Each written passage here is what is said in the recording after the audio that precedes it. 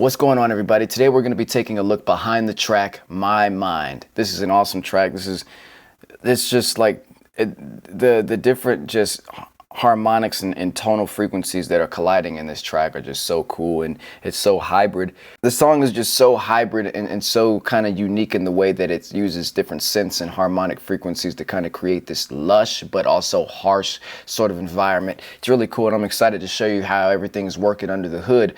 Let's start off with the intro here. We just started off with a simple pluck, sounds like this.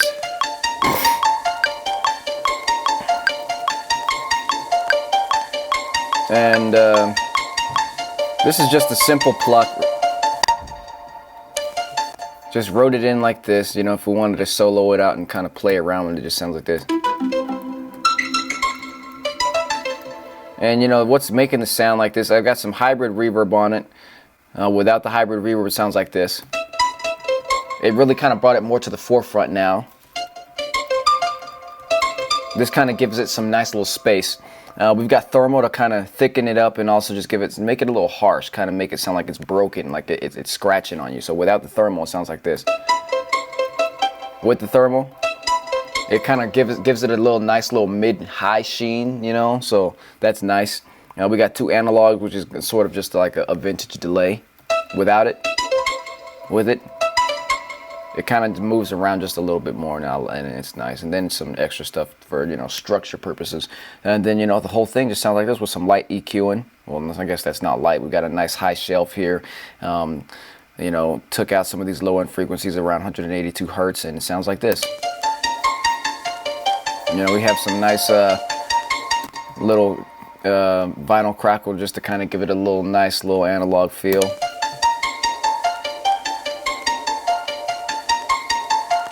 And that's the pluck. Now when we come in here, we start getting into these basses, and this is really cool how this comes in. It's like this.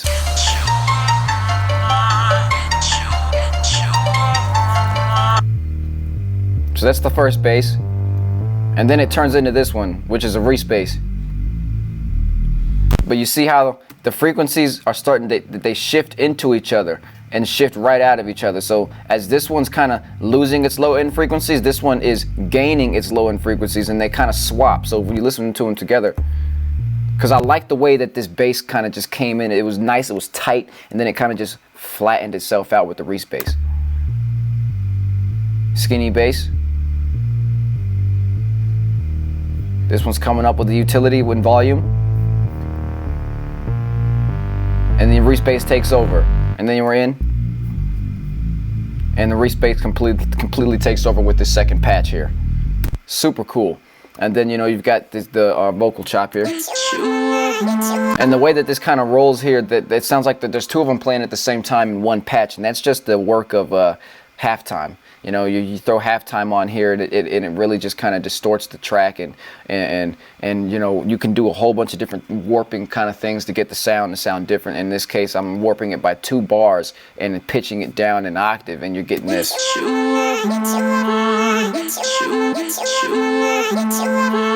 It's so cool, so extremely cool. So I'm really happy with that. This is a faster sort of pluck that comes in right here. It sounds like this. And it's kind of moving in the stereo field with a little bit of subtle stereo right here. Really cool. And it's just this. And then if I believe I just kind of times it by 2. Yeah, that's all I did. And you kind of brought it into this one. And brought it down an octave. And all the same stuff as before. And you know, when you play those two together, they really kind of play off of each other. And then when you kind of bring in the basses, it really just kind of plays, and the fact that it's kind of moving throughout the stereo field with the subtle stereo really just gives it its own kind of space in the mix.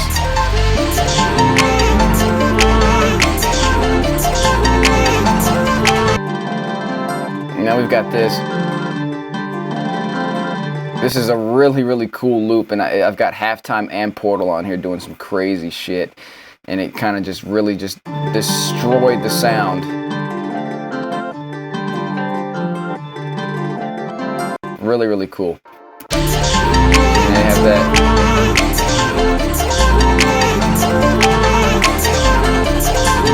Now we get into the build up. Same stuff. We got an addition of some brass here. Just a nice addition to some brass. And then it just builds up. Now getting into the drop here, let's get a refresher.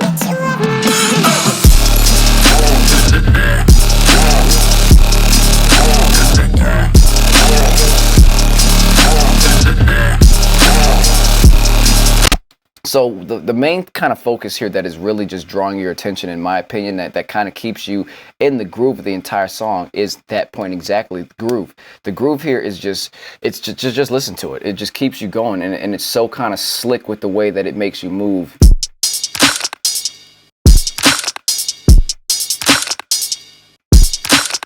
So cool. Now I'll play with the sub bass here. And that kind of finishes out the groove.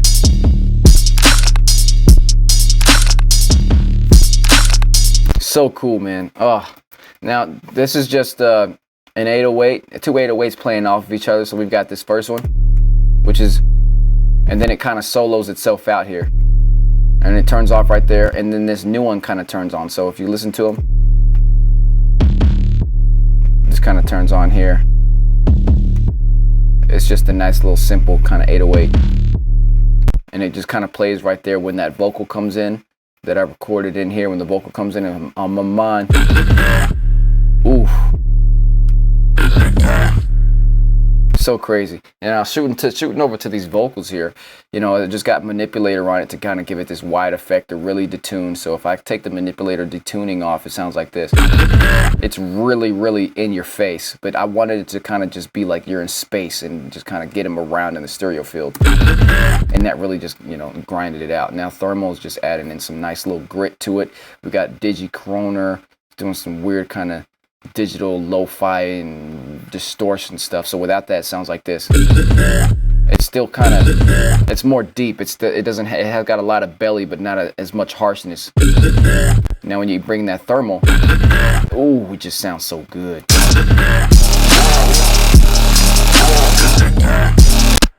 So cool, man. So cool. What is this? Oh yeah, that's the little cough. Now, moving into the synth section, what we're all waiting for here. In the synth section here, this is just what it sounds like. Let's go ahead and just solo it out.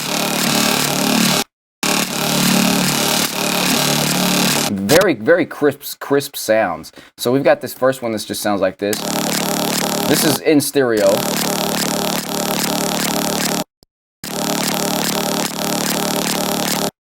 So it's just a Cougar One sound with the wavetable here with basic shapes, FM. Doing some nice little movement here on the wavetable positioning to kind of give it this ring kind of like sliding effect with the LFO simple quarter notes. And it's detuned. And now you've got your main thing, which is what you kind of hear, which is the sort of grunge of it.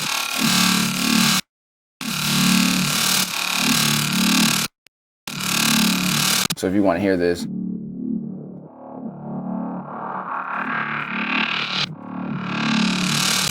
Very, very thick ass sound. So if we open this one up, I believe, you know, so this is just the Juno, and this Juno can be found in analog. Just the Juno wavetable here with a baboon FM from B, and I just kind of drew in this sort of wavetable, and I was really just trying to get something that was like felt organic, like it was alive, you know. And then this also moving here on the high pass 12, so it's just moving all through in there, and it just gives you this crazy effect, and it's so cool. So actually both of these are actually playing with the detuned voices here, so it's kind of interesting how that worked out. So that's really cool. So we can play these two sounds together. They go like this, and then you kind of fill it out here with that groove, which kind of makes it all make sense.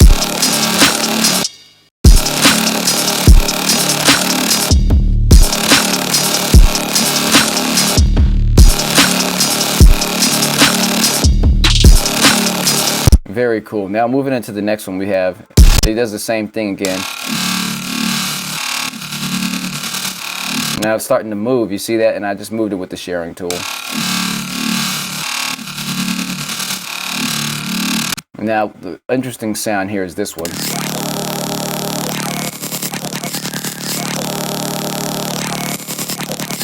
I don't even know what it's doing, it just kind of worked out. And I moved it again with a sharing tool. This is just a very alien ships type of sound, and it's the same sound as track 102 with the Cougar and basic shapes with FM, and instead I'm moving it here like so. The LFO kind of makes it change its timbre and harmonics. More so, I guess it's timbre and the way it sounds. It feels like it's moving is the LFO. I'm just modulating that with the way that it's sort of wavetable positioning, which is the way it kind of talks at you, and it just kind of creates this whole thing. When you give it the thick sound layer, it just kind of fills out.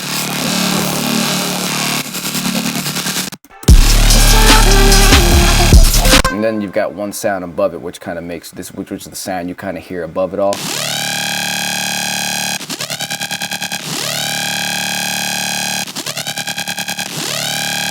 Same thing with the sharing tool as far as the movement. Very cool. It just kind of decays out like that with a simple crocodile shape here. Basic shapes, FM. This is sort of a iconic sort of a sound design path I like to take with FM a lot. And then I use a little filter, Comb Plus filter, to kind of give it some more harsh frequencies and make it sound a little more digital.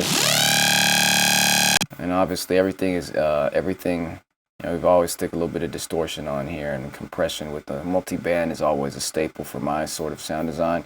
And then obviously everything is, you know, taken out here. Everything is, and the whole channel here, this whole group, bus group here is, you do not going to hear any frequencies below 86 hertz. That's just because I want that sub bass to kind of shine through. So when you play all these together,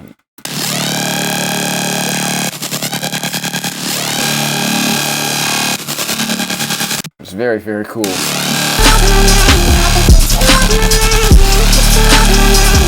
And then obviously you've got that vocal just riding on top. Yeah, so it's really, really sick. Really happy with that. Same stuff going out throughout the break here as far as the intro. Let's move into the second drop here, refresher.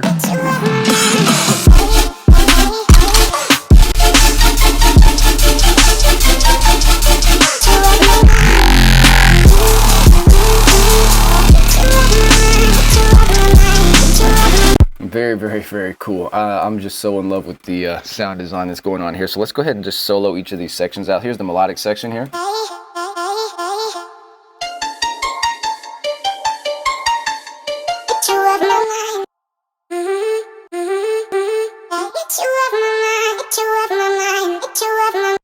Very, very cool. So let's just open that up here. We've got just simple arcade chops here. Then we've got the and then I just brought that down in the octave just to kind of give it some kind of cool dynamic range. And then we've got and then I took this and brought it to audio, and because I wanted to get a different sort of timbre. And then I kind of just repitched it and did some cool stuff right there to kind of change the way that this was moving. And it just was really cool. So I just took that a little step further and got a little more creative, and then we took it again, and then I just kind of chopped it, and it sounds weird right here, but it's got da da da da da because it's actually, you know, being cut off and on a lot. It just sounded good when everything was done, you know.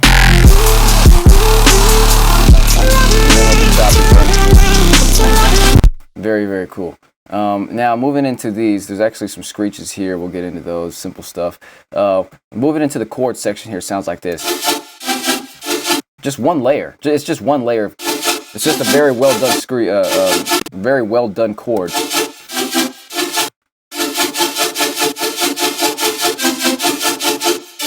And they're very, very kind of distortion-y, and like they've got a lot of grit to them. But it's real simple. It's just, two, it's two sawtooth waves here with a combs filter, and that's it. I'm kind of modulating it with an LFO right down the middle and giving it real fast with the that's it.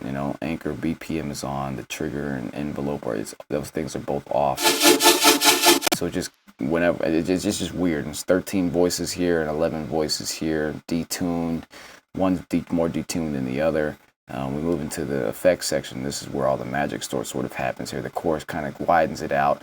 You got the distortion here, just kind of, which is what is actually not even on, but you can kind of use it to give it some more sort of body if it needs it, but it didn't need it in this instance here. Moving into the Hyperdimension is more of the, because they're really detuned and it's really playing in the stereo field, but the Hyperdimension just kind of gives it a little bit different kind of chorus than the chorus kind of adds. It's hard to explain, but let's kind of listen to it without the Hyperdimension. With it kind of just, I don't know, it kind of like hype. If hyper was like something that you could hear, like it just sounds hyper. We've got the compressor, obviously.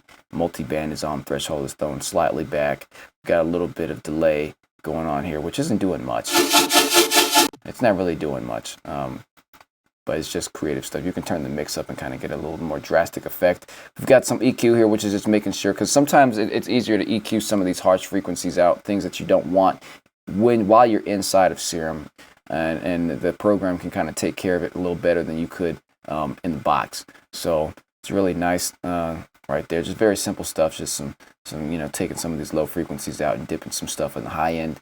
Then we've got a little filter here, which without the filter, it just was really just to take out some of the harsh high frequencies, which goes back to the EQ and inside of the program itself. Just helps you to kind of get rid of some of these frequencies that could be a little harder to get rid of when you're using a DAW's sort of tool set here. And that's the sound right there. I just wrote the sounds in.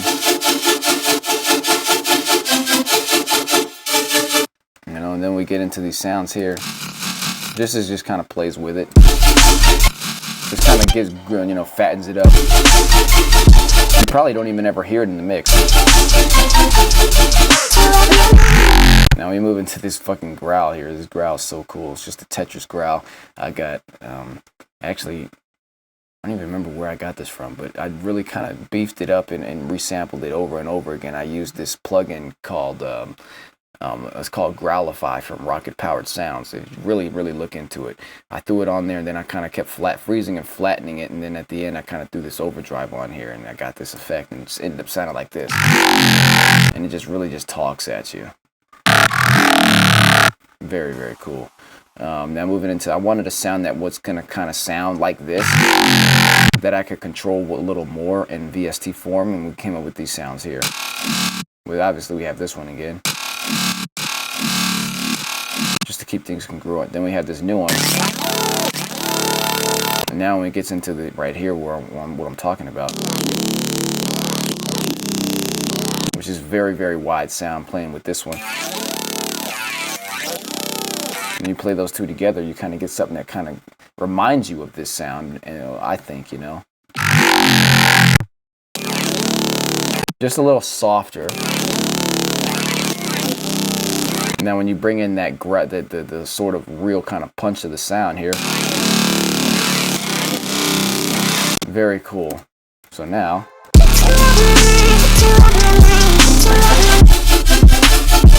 we're playing with this. This is just to kind of keep you in, the tone of everything. This is adding tonality, undertones to it, just to kind of help you your ears kind of differentiate between the different notes going on here. And then it kind of comes in again with that growl. Very cool. Now for the sub bass that was playing along with this, with the chords here, I just used the hip hop sub bass distortion amount 2, and moved it with the sharing tool, took out all the stuff above 1K hertz here, and just really played it real low, and it sounds like this. And then we kind of moved it again with the sharing tool right here. And then we'll go ahead and just solo this with that. Here we go, sounds like this. And it just came out so clean. Because, you know, 808s can really sound funny, and they have too much harmonics playing along with the chords that have a lot of harmonics themselves. So I wanted something that was really clean, that was out the way, but still packed some heavyweight punch. And we got that. Onyx. Yeah, so.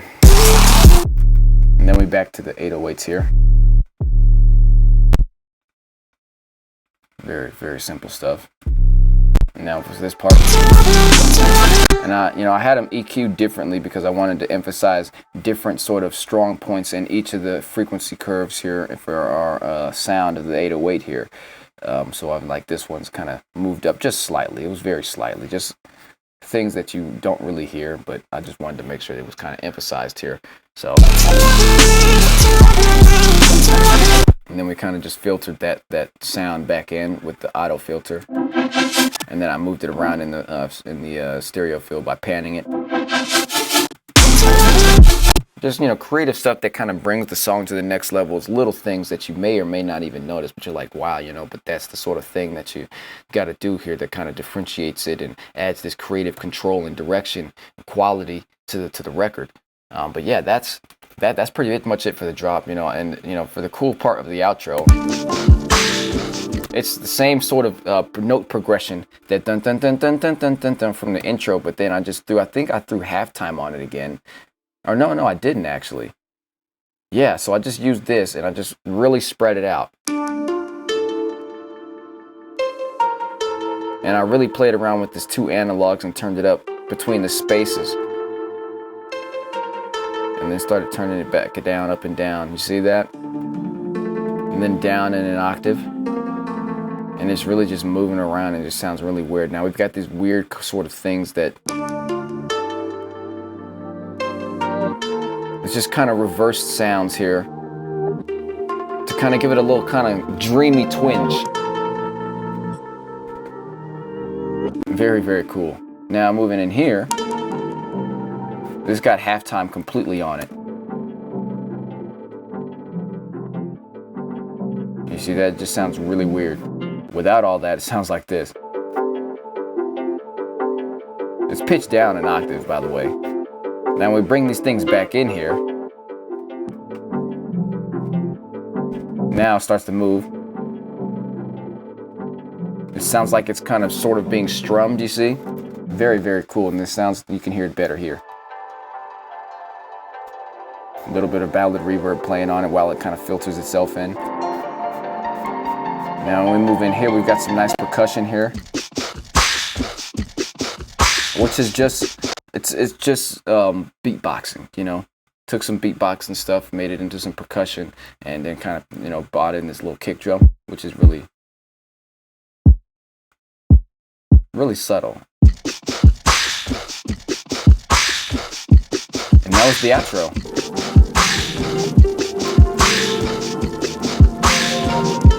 And then, you know, we've got the vinyl crack back in there, and that's my mind, man. That's my mind.